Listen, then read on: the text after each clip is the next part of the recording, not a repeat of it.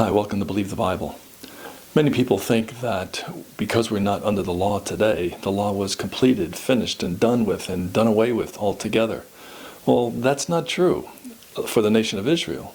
It's true for us that we are not under the law and that we are not required to keep the law. But the law is still in effect. It is still showing man's sin. And when it comes to the nation of Israel and Jesus' relationship to the law, he said he came to fulfill the law, or to satisfy the law, to fulfill or complete the law. He didn't say that he was doing away with it.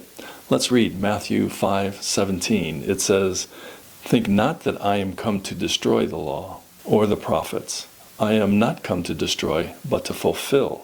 This is also evident by the 12 apostles in how they ministered and what they believed and preached in the book of Acts, even after the resurrection. We know that in Acts chapter 10, there are a couple of signs that Peter gives us to say that he was still under the law. One is he didn't want to eat the unclean things that the law was lowering down in that sheet.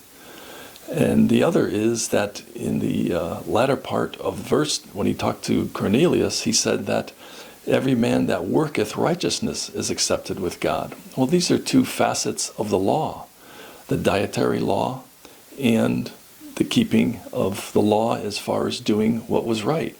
There was a works-based salvation. It was based on their faith in doing the works. The works didn't save them, but their faith in doing the works saved them. It was their faith. It's always been faith. How about another verse?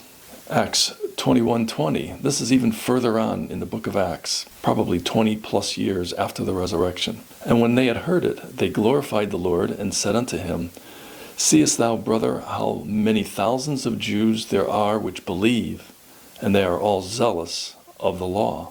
Here James is talking to Paul and telling him that the little flock, the believers of Israel, were still zealous of the law.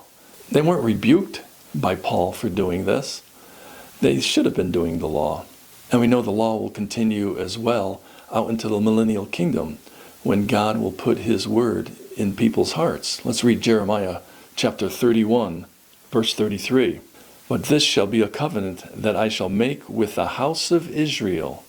After those days, saith the Lord, I will put my law in their inward parts, and write it in their hearts, and I will be their God, and they shall be my people." So the Lord is going to reinstitute, in a sense, the law in the hearts of Israel.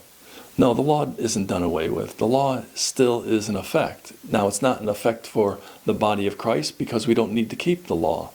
But the law does show forth sin. If you read Romans chapters 1 through 4, you can see that. So the law was not done away with by Christ. He fulfilled it. And he said particularly he would not destroy it. He didn't come to destroy it. So there you have it. The law is not going away as far as Israel is concerned, especially in their future. But it isn't in effect for the body of Christ. Thank you for your time. You have a good day.